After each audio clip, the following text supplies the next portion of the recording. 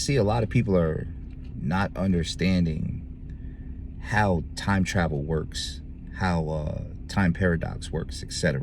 People are saying, why would the government go back in time and change the monocle on the Monopoly Man? They wouldn't go back in time to change the monocle on a Monopoly Man. But they do other things, which change other things, which create a different series of events, which makes things different. Maybe a whole timeline is different. Imagine if Martin Luther King and Malcolm X brought the black community together and the civil rights movement changed everything from that point on, and it was good black leadership and gangs never started and these things never changed within the urban communities and black people were in much more positions of power, etc. And the elite families who built this wealth while black people were held down, while slavery was going on during Jim Crow, etc., never had the ability to gain the massive wealth they had. So they go back and they kill Martin Luther King and Malcolm X, and it changes the course of events in black history, etc. It creates gangs by them shutting down the Black Panther Party, etc. So by doing this, it changes the whole timeline. And now black people are in a position of poverty, gangs, drugs, violence, etc. Of course, they still do redlining and Contra to change all these things, etc. But that timeline of events would change a whole bunch of things. So maybe during that timeline of events, the guy who made the Monopoly Man and put the monocle on him was a different person than the person he would have eventually been. So he changed it. It's like saying a guy's going to a pharmacy, right? And in that pharmacy, at one specific time, he meets this guy.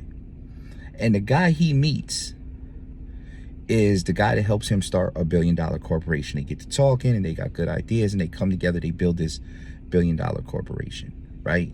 So say there's a car accident that happens now. This car accident was set up by the government to kill a specific person who would have led a revolution, who would have toppled the government. So what they do is they go and they cause this car crash. So now the guy that's going to the pharmacy, he stops to watch this car crash, see what's going on, try to help, etc. The person's dead because the government killed him, etc. So he doesn't get to the pharmacy at the same time.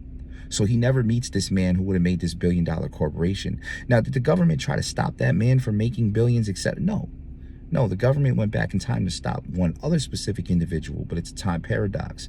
So what happens is the timeline changes and the specifics can never be guaranteed. So it becomes a cleanup operation where they have to keep going back and changing this and changing that and changing this and setting this right and doing this right. And it becomes something that probably becomes unfixable, kind of like the movie Butterfly Effect, which is based on the butterfly effect, which means that ripples throughout time, etc., exist. And these are things that we hear and things that we see in deja vu, etc., that we don't understand. But just because something changes, like Jiffy is Jif now. It was never Jiffy. And everybody remembers it being Jiffy. Or everybody remembers Darth Vader saying, Luke, I am your father. And now it's just, I am your father.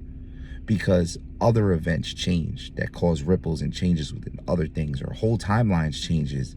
And these are the small things that still exist within the timeline. This is how things work. So hopefully this helps people to understand they're not going back in time to change these small things. They're changing large events, big things, killing people, eliminating people, putting people in different positions, changing positions of power. They're moving a chessboard around to change the outcome of our time, the future, etc. And by doing this, small things are changing as well. But sometimes the ripples may just be the small things we remember. Sometimes you might be walking somewhere, you might see somebody and say, man, I swear I feel like I know you. Like, you look like somebody I know. Probably do. In a different timeline, you and this individual met, and so and so. The reality is that a lot of our lives, probably mine included, are irrelevant to the grand scheme of the universe. And if things change within our lives, it won't have a real direct effect on the world. If I were to die right now, it would have a direct effect on my loved ones, the people who watch me, etc. But it wouldn't have a direct effect on the forward movings of the elite, of the Illuminati, of the government, etc. It would not have an effect on that. So for the government to go back in time and change something, and because they saved a specific person, maybe they have to save somebody because the person they save is going to be a key component in creating time travel. So they have to go back and make sure this person doesn't die, right? But that person is drunk, and they're drunk driving, and they kill somebody who's irrelevant to the scheme of things. They didn't go back in time so that that person could kill that person. No, it was just something that happened because they changed time. And those are the ripples and the effects that happen.